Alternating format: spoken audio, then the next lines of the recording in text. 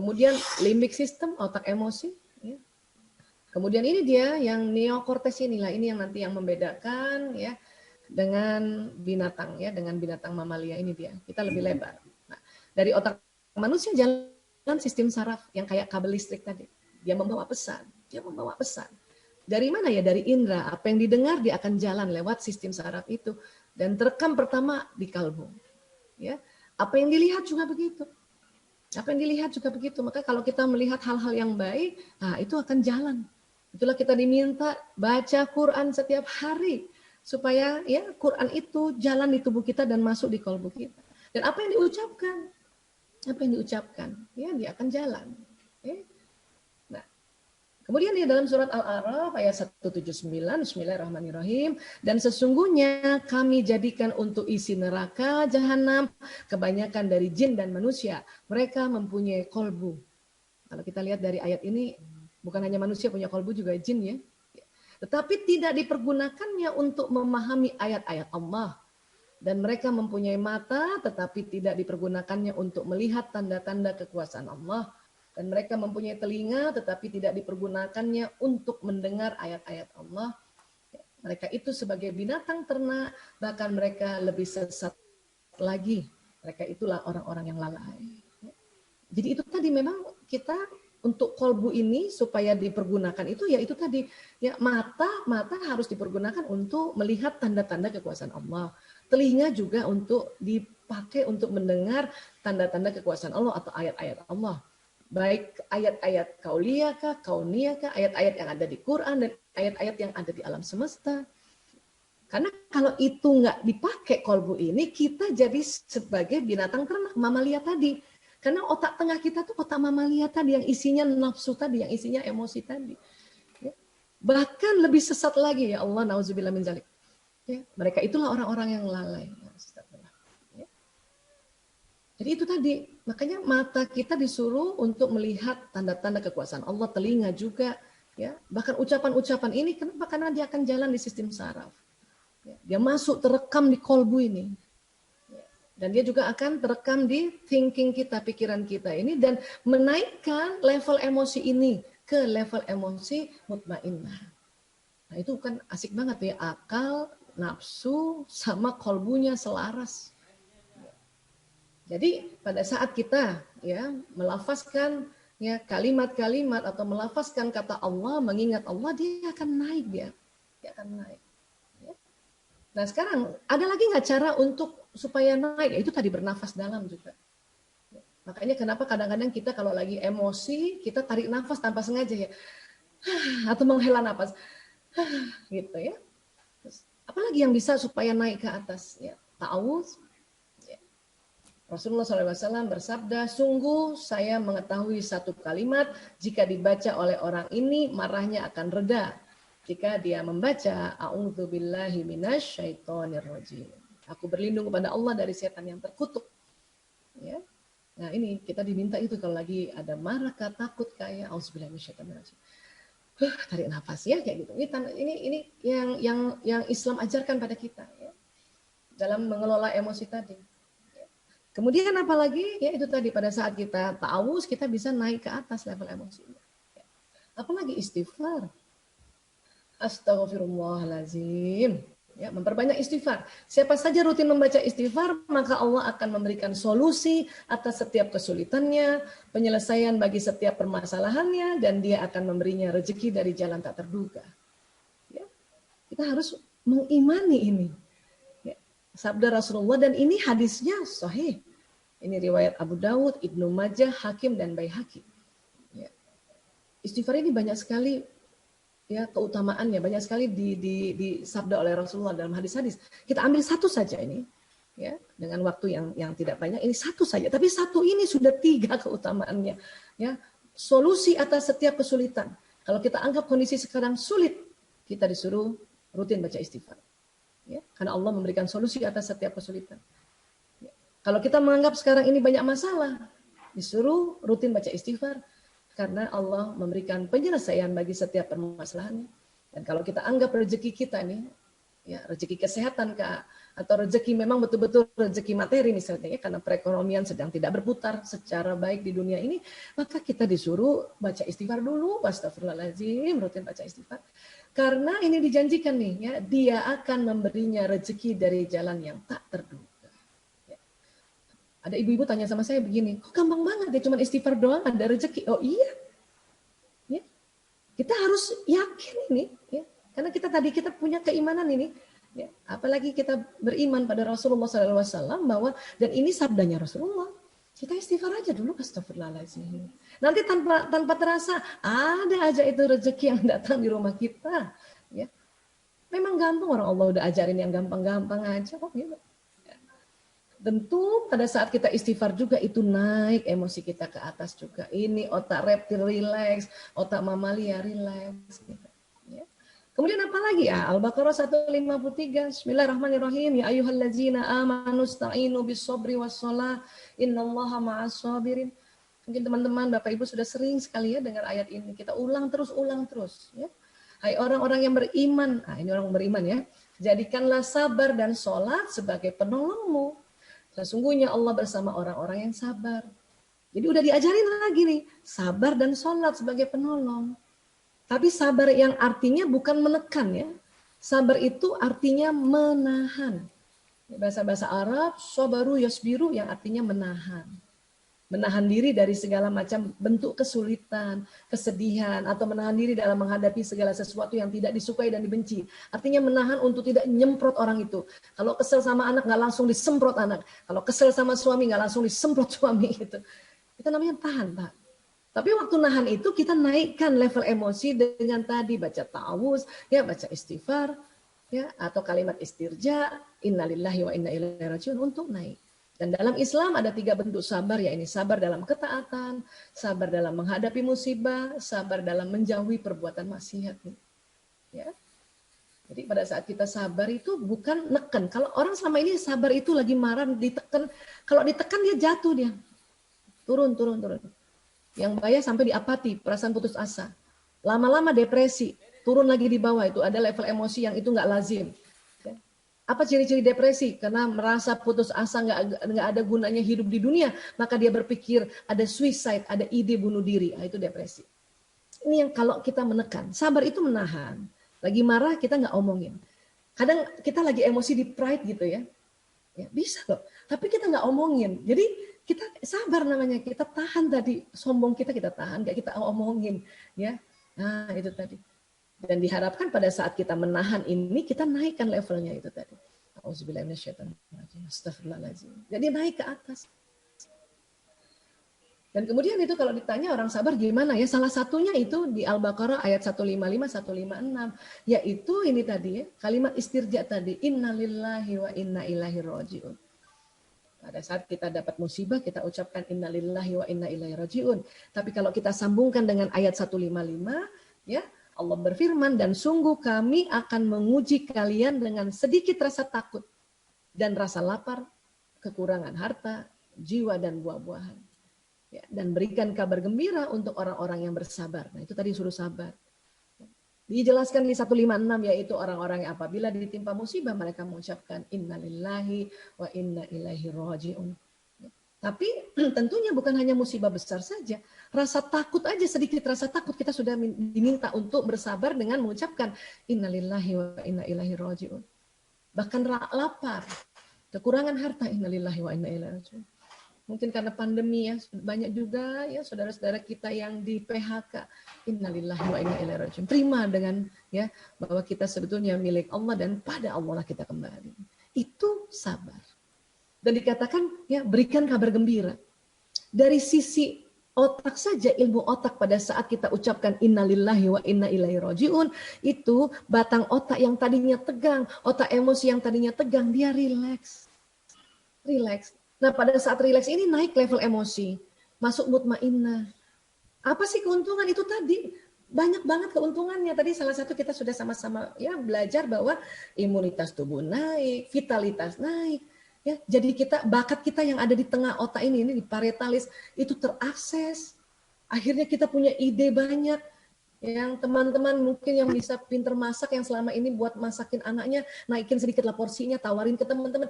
Itu semua karena kita ya mengucapkan kalimat istirja, ya. Atau kita mengucapkan kalimat istighfar, sehingga semua bakat yang ada di otak kita terakses. Bu Aisyah, saya nggak bisa masak, saya nggak bisa jahit, tapi punya teman banyak kan? Bisa ngomong kan? Paling nggak ngetik di media sosial kan, promosikan ya makanan yang dimasak teman yang lain. Itu juga akan muncul kalau kita bersabar. Ide-ide itu akan muncul pada saat kita bersabar. Ya. Nah, kemudian orang bilang sabar tuh ada batasnya. Itu keliru. Justru sabar pahalanya tanpa batas. Ya. Innama yuwaffas sabiruna ajrahum bighairi hisab. Sesungguhnya hanya orang-orang yang bersabarlah yang dicukupkan pahala mereka tanpa batas. Masya Allah. Kalau ada orang bilang sabar ada batasnya, lo jangan sabar-sabar amat, berarti dia belum baca surat Az-Zumar ayat 10. Oke, sabar pahalanya tanpa batas. Baik. Dan apalagi yang itu tadi ya, dengan keimanan dan takwa kita ini ya justru itulah nanti yang akan membersihkan kolbu kita ya. Menyebut nama Allah, mengingat Allah. Karena kolbu kita, kolbu, otak, bahkan sel-sel tubuh kita, itu senang sekali kalau kita mengingat Allah dan melafazkan Allah, Allah. Atau kalimat yang ada Allahnya. Makanya mengapa setiap apa yang kita mau perbuat, kita disuruh membaca basmalah, bismillahirrahmanirrahim. Ini kalimat bismillahirrahmanirrahim. Masuk di dalam kolbu lagi. Terekam lagi, ulang, maka memori yang ada di kolbu, sel otaknya itu sambungan yang makin kuat, ya itulah kolbu jadi sesuatu yang baik sekali, Masya Allah. Sesungguhnya orang yang beriman itu adalah mereka yang apabila disebut nama Allah, gemetarlah kolbu mereka, dan apabila dibacakan kepada mereka ayat-ayatnya, bertambahlah iman mereka karenanya, dan kepada Tuhanlah mereka bertawakal. Surat An-Anfal ayat 2.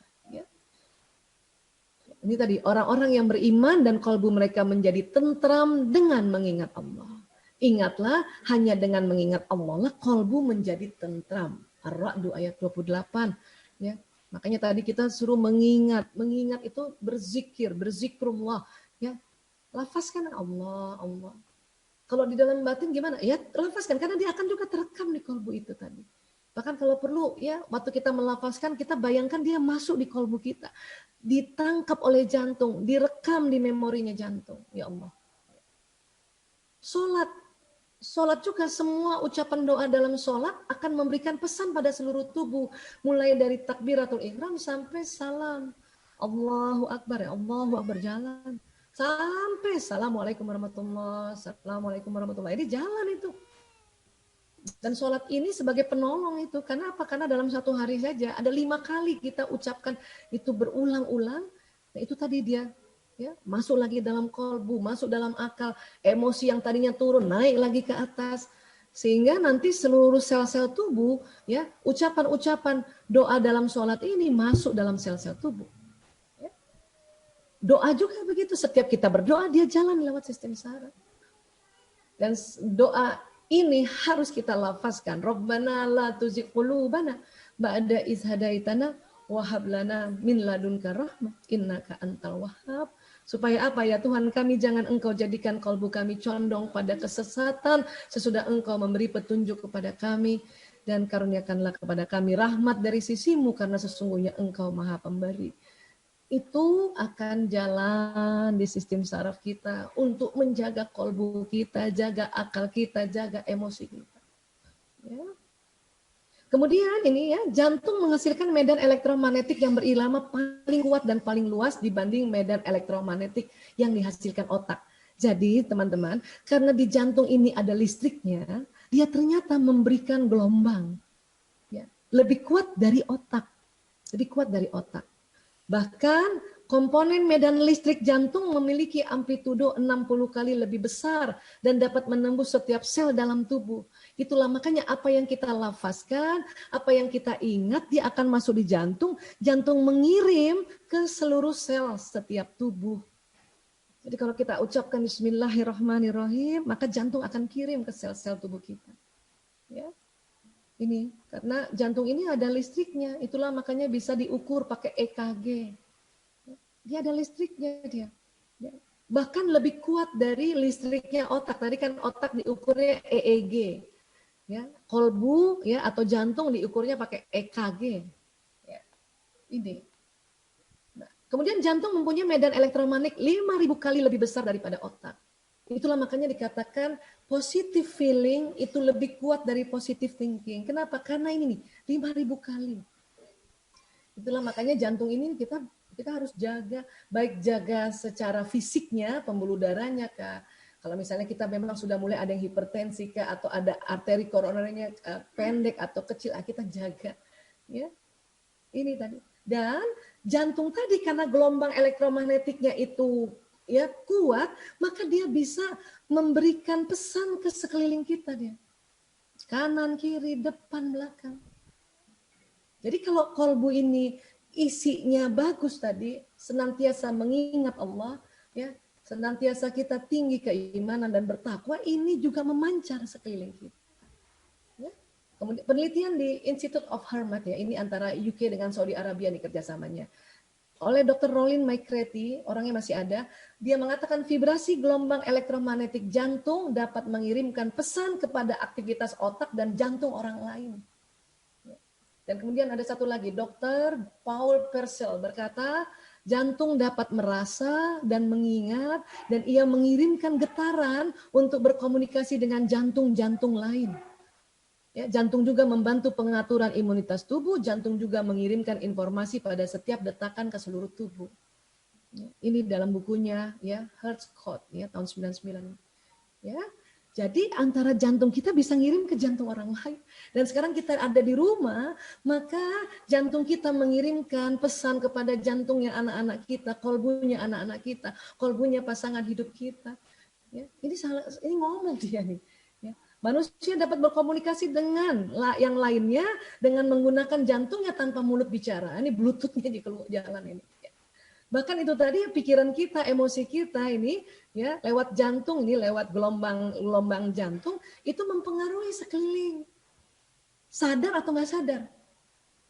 Sayang kalau nggak sadar. Makanya hari ini mudah-mudahan mungkin teman-teman juga ada yang sudah pernah dengar seminar ini. Kita ulang lagi semakin paham supaya kita sadar untuk mempengaruhi sekeliling kita, minimal anak-anak kita, minimal di rumah kita ini dengan sesuatu yang baik-baik.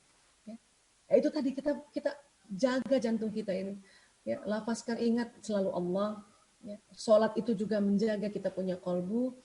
Ya. Untuk apa? Supaya yang dikirim yang baik-baik. Gitu. Kalau kita kesel terus dari emosi kita ya marah, nanti turun di kolbu kita, nanti dia memberikan gelombang kemarahan juga sekeliling. Nyamber ke anak itu, nyamber ke pasangan hidup.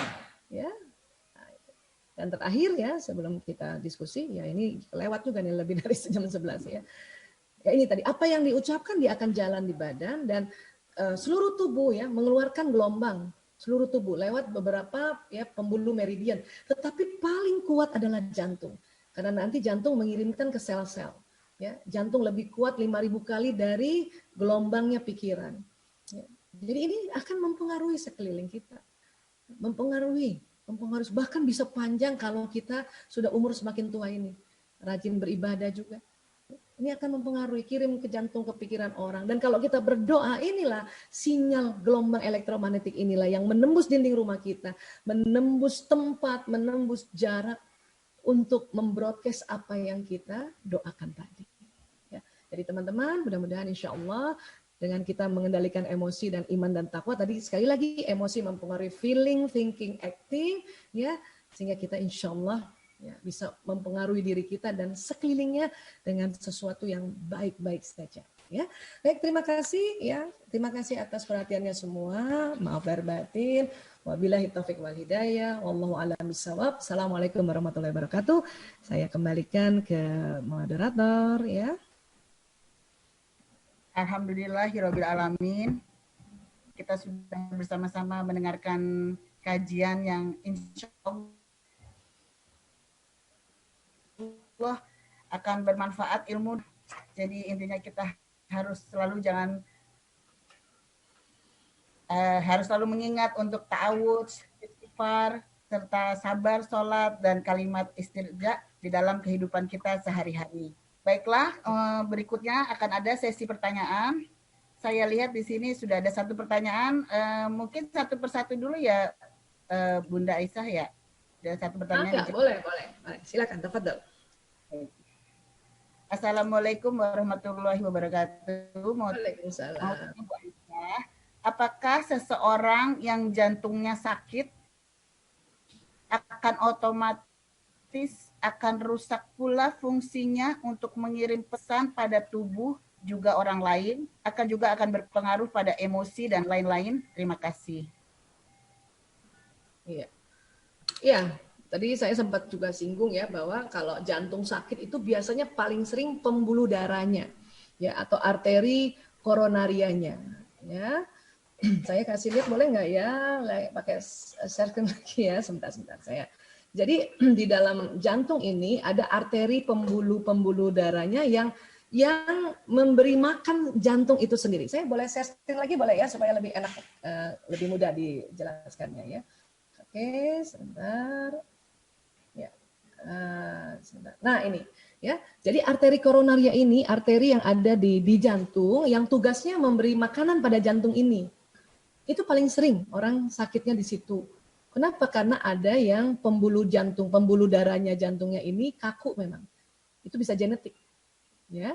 Kemudian aterosklerosis dia ada ya plak atau ada lemak-lemak yang karena keseringan makan lemak-lemak dia nimbun di situ.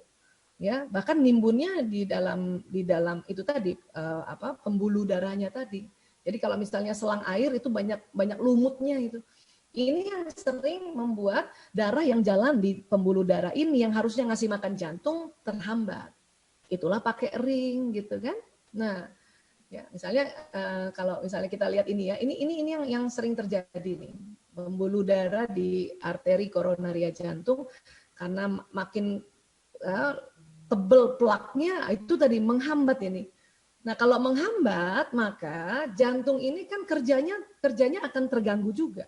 Walaupun tadi selnya jantung, sel-sel otaknya jantung dia tidak terpengaruh. Sel-sel otak tetap dia merekam, ya, merekam apa yang kita ucapkan, apa yang kita lihat, apa yang kita dengar dan apa yang kita kerjakan. Dia tetap merekam. Kenapa? Karena dia posisinya berbeda, dia di atrium di sini. Hanya memang sebagai gelombang ya bisa berkurang. Kenapa? Karena ya jantung ini listrik yang ada di jantung bukan hanya yang ada di sel otaknya tetapi di keseluruhan jantung yang memberikan gelombang elektromagnetik. Kalau jantung ini kurang makanannya, makanya dia gelombangnya juga berkurang. Kan sayang juga ya, makanya kita berikhtiar untuk berobat juga. Ya. Atau ada juga arteri koronarianya, pendek-pendek, kecil-kecil. Itu juga genetik. Makanya tolong kita harus sadari. Saya juga ada ya penyakit arteri koroner jantung tapi karena genetik, makanya harus sadar dengan berikhtiar. Kenapa? Karena ilmu-ilmu yang ada di kedokteran juga ini juga ya petunjuk dari Allah untuk mencari ya ikhtiar-ikhtiar itu. Untuk apa? Untuk membersihkan ini loh, plak. Dengan obat-obatan kah, mau pakai obat-obatan medis kah atau mau pakai herbal kah, dengan minyak kah dan sebagainya. Zaitun kah, habatus sauda ya atau omega ini untuk menjaga mengikis plak ini. Tentunya inputnya juga atau makanan juga harus dijaga kan gitu.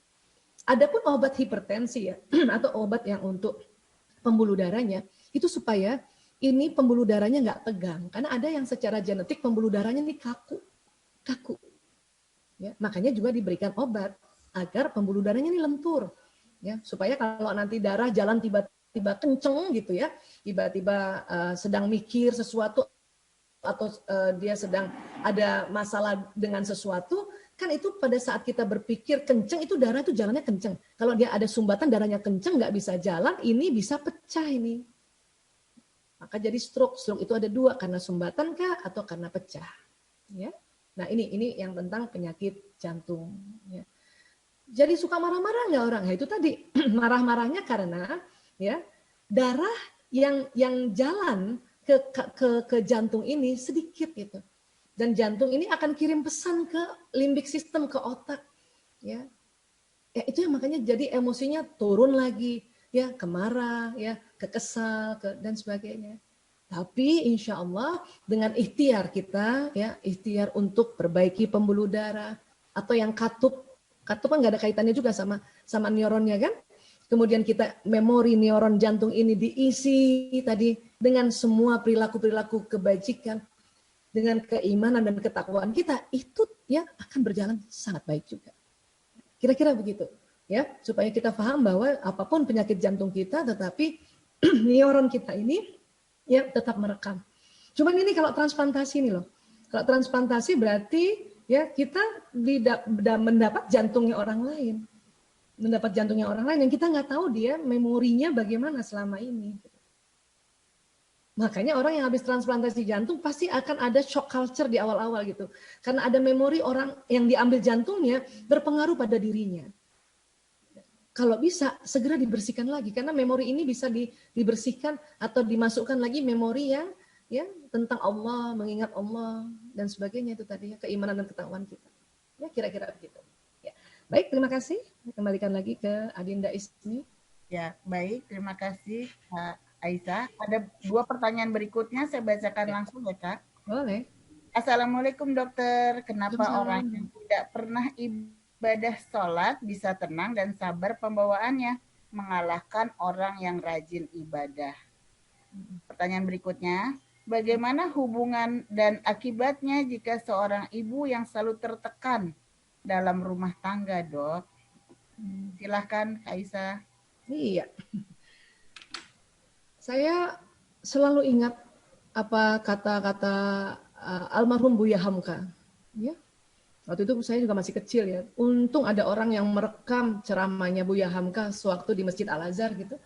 Dan waktu itu kaset-kasetnya beredar ya. Jadi Buya Hamka pada saat itu juga ditanya oleh jamaah yang mengatakan begini, ya Buya katanya, ya tetanggaku sebelah kananku ya orangnya nggak rajin sholat, tapi baik banget sama istrinya. Gitu. Tapi di tetanggaku sebelahnya lagi ya tegak sholatnya, tapi kok dia masih marah-marahin istrinya gitu. Ya. Buya menjawabnya sangat bijak sekali. Apa dia bilang? Ya, karena sholat ini mencegah kemungkaran ya, maka kata Buya begini, seandainya tetangga sebelah kananmu itu dia sholat, maka dia akan tambah baik dengan istri dan anaknya dan orang banyak. Ya. Tetapi seandainya tetanggamu yang tadi itu sholat aja sudah sholat aja masih marah-marahin istrinya, kalau dia nggak sholat, mungkin istrinya dicincang-cincang atau diinjak-injak. Kenapa begitu? Karena memang di dalam tubuh manusia ini ya dia ada faktor-faktor yang membuat seseorang mempunyai perangai-perangai. Ya, satu adalah watak. Ada orang wataknya yang watak keras, watak Umar bin Khattab. Ada orang wataknya watak Abu Bakar. Ya, orang yang watak Abu Bakar, ya, dia belum sholat saja sudah damai, apalagi sholat. Gitu. Orang yang watak Umar bin Khattab ya, yang keras, hasad mengatur. Kalau dia sholat saja dengan tegak sholatnya, kita masih rasa dia punya hasrat mengaturnya seperti itu. Nah, belum lagi memori waktu kecil, diajarin nggak ya? Diajarin nggak dia tentang ya kebaikan-kebaikan? Bisa jadi ada orang yang dia belum tegak sholatnya, tapi dari kecilnya selain wataknya sudah Abu Bakar, ya keluarganya mengajarkan filsafat kebajikan itu juga bisa masuk. Tapi kalau filsafat yang tidak ada dasarnya tentang Quran dan hadis, itu agak mengambang-ambang itu filsafat itu. Ya, jadi sekali lagi tetap sholat adalah penolong. Tinggal perangai seseorang itu dipengaruhi banyak faktor. Ya. Mungkin juga ada faktor-faktor dulu ya inner child-nya dan sebagainya. Ya, nah itu pengaruhnya. Oke. Gimana ya ibu nih yang tertekan gitu ya? Gimana ya ibu? Wah itu tadi. Ya.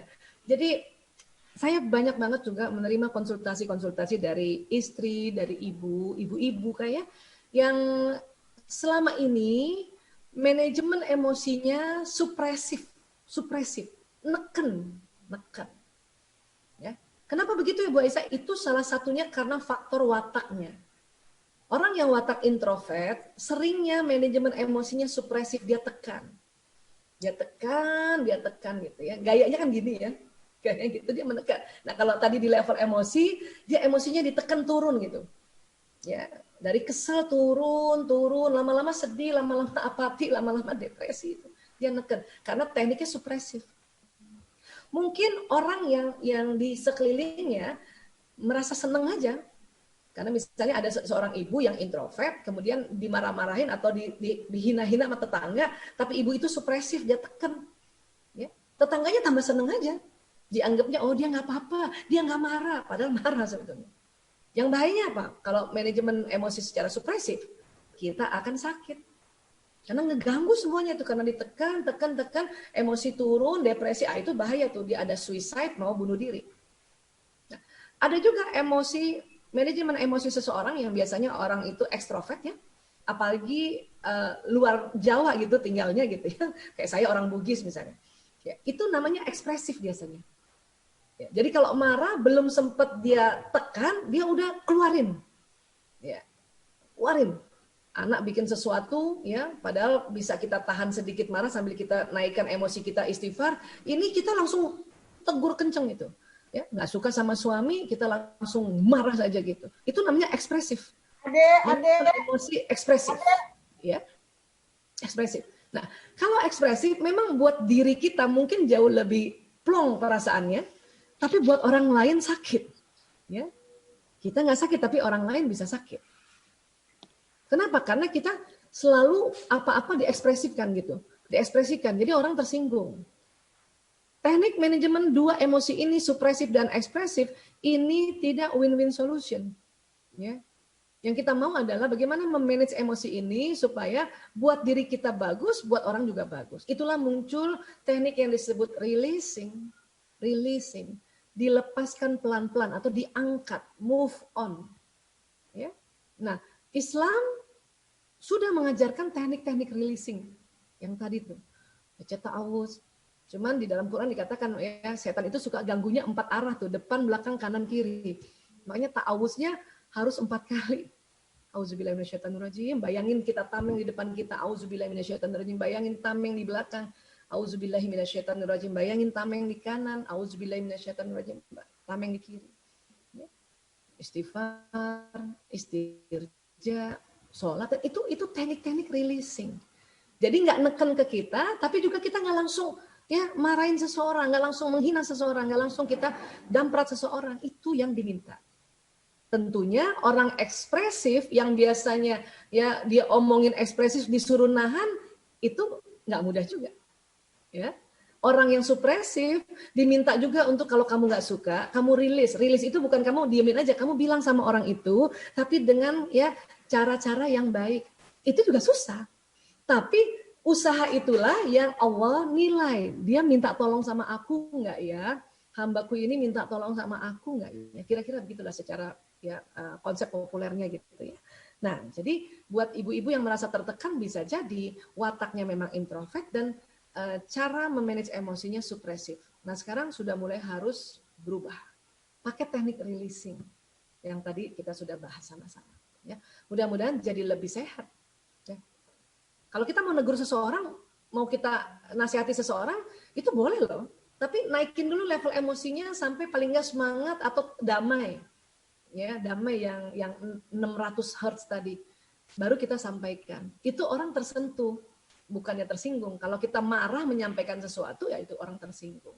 Ya, jadi memang ibu-ibu ini harus memang banyak belajar. Makanya ibu-ibu yang banyak taklim ya. Insya Allah dengan taklim ini makin sehat gitu ya. Iya, ya. Baik, terima kasih. Kira-kira begitu, Mbak Ismi. Ya, terima kasih. Ini Kaisa ada satu pertanyaan dari guru kita tercinta. Mungkin Kaisa masih ingat Bu Asmiyeti. Bu Asmiyeti. Oh, ada Bu Asmiyeti. Ya Allah, Bu. Saya bacakan pertanyaannya ya, Kak. Alhamdulillah. Ibu Mas ini ikut di sini. Aisyah, ini Bu Asmiyeti ya, Kak, bukan saya ya, Kak. Aisyah. Senang disebut Aisyah. Aisyah, Ibu mau tanya, apa bedanya antara kolbu, jiwa, dan nyawa? Oh, gitu. Ya. Baik, Ibu Asmiti. Kolbu itu tadi kita sudah belajar bahwa dia organnya jantung. Jiwa, ini kesepakatan para ilmuwan yang juga para ulama neuroscience istilahnya ya. Jiwa itu di otak. Jiwa itu adalah sebuah program yang Allah simpan di otak manusia, ya. yang nanti diaktifasi dengan tiupan ruh dari Allah. Itu jiwa gitu.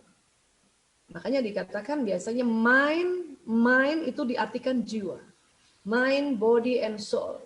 Ya, sering diartikan jiwa, raga, sukma. Karena ternyata memang jiwa itu ada programnya di otak. Ya, termasuk ya jiwa kita atau program kita, program watak, program bakat, ya, program talenta-talenta yang ada di diri kita, termasuk tadi juga program emosi ada di dalam otak kita. Itu dikategorikan jiwa. Ya.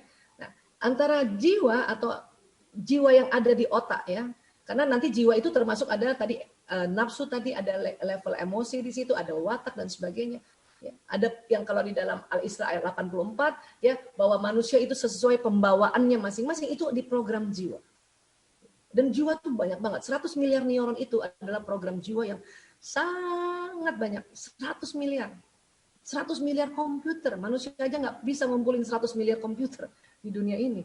Tapi di setiap otak kita ada 100 miliar. Itulah program jiwa. Ya, jiwa. Biasanya jiwa ini sering orang sebut nyawa gitu. Ya. Kalau ruh itu adalah sebuah energi yang Allah tiupkan dan kemudian nanti teraktivasi semuanya. Ya, nah kira-kira begitu. Nah, antara jiwa dan kolbu ini dia saling berhubungan. Kadang-kadang kolbu yang ngasih pesan ke jiwa. Ya, karena tadi ditemukan bahwa kolbu jantung ini karena dia juga punya otak dan dia punya jiwa di kolbu itu sendiri. Ya, di kolbu sendiri itu punya jiwa. Yang jiwa bisa berakal 40.000. Ya. Nah, ini juga kolbu bisa kirim pesan ke jiwa kita yang ada jiwa di otak ini. Gitu. Dia kasih pesan, makanya harus kita masukkan program-program di kolbu kita itu program-program keilahian kita. Ya. Caranya memasukkan itu tadi, melafazkan, melihat, mendengar, ya. Dan sekarang supaya langsung cepat dia terprogramnya di kolbu, maka pada saat kita melafazkan Bismillahirrahmanirrahim, rasakan basmalah itu jalan ke sistem saraf dan rasakan dia terekam di jantung. Itu jauh lebih cepat masuknya. Ya, dan teknik ini sudah diteliti juga. Ada istilahnya NLP, Neuro Linguistic Program. Ya, cuman mungkin punten Ibu nggak bisa saya jelaskan lebih banyak di sini karena mungkin waktu juga. Ya, tapi itulah tadi. Ya, salam rindu dari saya Bu Asmiati. Ya, alhamdulillah bisa ikut. Ya, jadi sekali lagi seperti itulah kira-kira ya yang saya bisa jelaskan. Walau alam bisawab. Ya. Terima kasih. Kembalikan lagi ke Mbak Ismi. Mungkin satu pertanyaan terakhir ya, Kak Ismi. Boleh, boleh. Saya lagi cari wajahnya Bu Asmiati mana ya? Bu, Bu. Lagi nyari nih ya. Pak Reza mungkin bisa menemukan, bantu menemukan. Mbak Purin mah aku lihat Mbak Purin. Ibu Asmiati bisa menyapa kalau udah saya buka kalau mau biar terlihat. Mana ya. Senang rasanya. Bu. Mana ya? Satu pertanyaan lagi ya Kak Isa. Satu pertanyaan lagi ya Kak Isa ya. Ya, baik. Sebaiknya menasihati anak agar bisa melakukan yang kita inginkan. Bagaimana kiat untuk menasihati anak agar supaya bisa sesuai dengan keinginan orang tua, intinya seperti itu kan? Ya, baik. Nasihatin anak tuh sebetulnya banyak sekali Allah ajarkan pada kita. Dan semua ajaran dalam Quran itu nggak ada kekerasan, semuanya minta lembut. Semuanya minta lembut. Ya. Nah, kenapa sih harus lembut? Tadi kalau kita belajar batang otak ya, otak reptil tadi, anak kita kan juga punya batang otak, punya otak reptil. Yang nanti melindungi anak kita misalnya kalau dia lagi keluar ya ada anjing mau kejar dia, nah batang otak itu dia fight or flight, serang atau kabur. Nah, tetapi ditemukan sekarang ini juga ya banyak anak-anak pada saat lihat orang tuanya batang otaknya, otak reptilnya tegang. Makanya dia kepengen fight or flight terhadap ya orang tuanya. Oh, ini saya sudah lihat ini Ibu Asmiati, Bu. Assalamualaikum.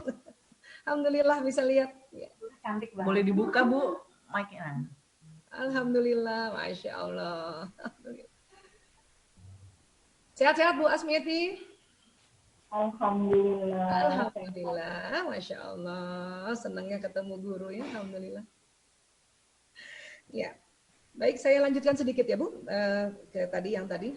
Jadi kita banyak anak sekarang batang otaknya ketemu orang tuanya tegang. Karena orang tuanya juga tegang gitu, sama-sama tegang. Kalau sama-sama tegang berarti emosinya sering turun di marah. Ya. Dan kita selalu mau bilang sama anak supaya anak itu mengerjakannya. Dan pada saat waktu disuruh anak dengan nada tinggi, kita lihat kok anak mau ngerjain ya, gitu kan? Ya kan? Nah, jadi kita menganggap oh anak saya ini kalau saya kerasin baru dia mau jalanin, gitu kan? Sebetulnya memang tadi kan saya sudah bilang apa yang kita perintahkan pada seorang anak atau diri kita atau apapun misalnya nasihat, kalau kita batang otaknya tegang, dia tetap jalan. Karena nanti memberi pesan ke sumsum tulang beri pesan ke seluruh tubuh, tetap jalan. Tetapi ya apa yang kita minta atau nasihat kita itu dia hanya ingat 1 kali 24 jam. Besok lupa lagi tuh. Makanya besok ibunya teriakin lagi, kerjain lagi. Besok lupa lagi, keteriakin lagi. Lama-lama batang otak yang terlalu tegang, maka otak reptilnya muncul, sifat reptilnya muncul. Ya, dia bisa fight, dia bisa serang orang tuanya, atau dia flight, dia ngambek, nggak mau keluar-keluar. Ya, atau bahkan kabur. Hati-hati. Ya, kita hati-hati, karena saya lihat tadi ada teman-teman yang juga pernah di rumah pengasih ya, ada siapa tadi Kika ya. Saya dari sejak 98 sampai sekarang ngurus narkoba, itu bahayanya apa? Kalau misalnya kita keras pada anak atau anak kita tegang terhadap orang tuanya, akan sering keluar dan di luar sana banyak musuh, itu yang jadi masalah. Ya. Nah, inilah makanya kalau kita mau menyampaikan baik-baik gimana? Pakai surat Ali Imran ayat 159. Oh, ini saya cinta sekali dan saya sering ulang-ulang, ya. Dikatakan dalam Ali Imran 159 itu ya, bismillahirrahmanirrahim, maka karena rahmat Allah engkau bersikap lembut terhadap mereka. Bu Isa, kenapa sih susah-susah lembut sama anak kan gitu ya? Karena di dalam ayat itu dikatakan sekiranya engkau keras dan berhati kasar, mereka menjauh darimu. Wah, ini yang bahaya nih. Kalau menjauh ya, jangankan keluar dari rumah, menjauh, nggak mau deket-deket sama kita di dalam rumah saja, dia bisa mengakses hal-hal yang bahaya itu lewat media sosialnya. Oke? Nah, kemudian ayat itu ada sambungannya. Maka maafkanlah mereka dan mohonkan ampun baginya. Dan sambungannya lagi, dan bermusyawarahlah ya pada mereka dalam satu urusan. Jadi kalau kita mau nasihati anak, mau musyawarah, mau dialog sama anak, ada 3 langkah rupanya yang diajarkan Allah lewat surat Ali Imran 159 tadi. 1, minta rahmat Allah, lembut. Memang lembut itu rahmatnya Allah, bukan bawaan lahir orang tua terhadap anak.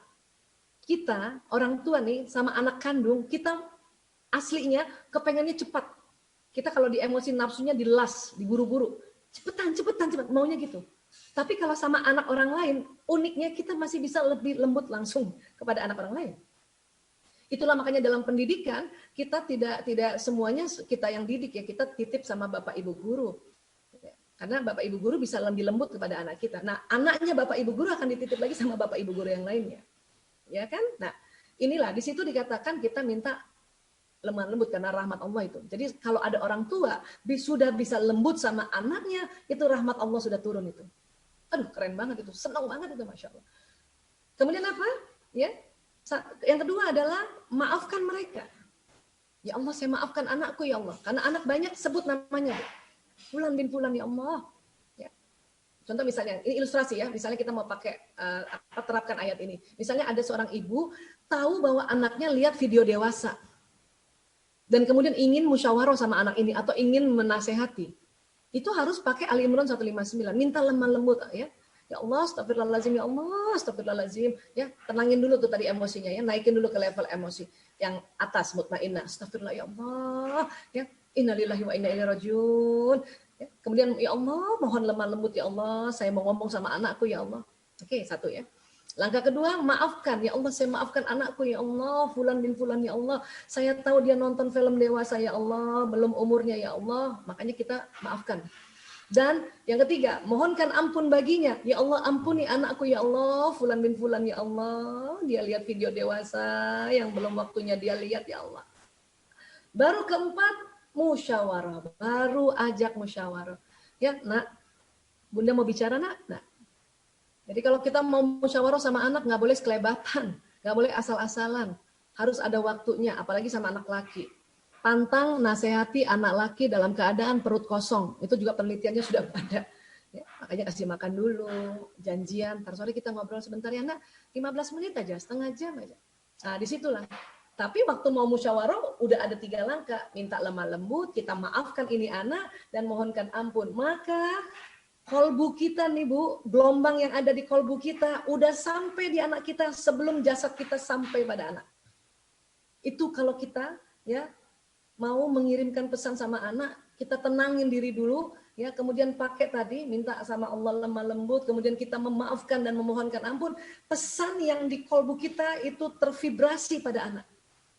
Karena nembus dinding kamar kita, misalnya anak kita di kamar, kita masih di kamar, kita betulin tadi dengan Ali Imran 159 diri kita, kolbu kita kirim pesan sama anak.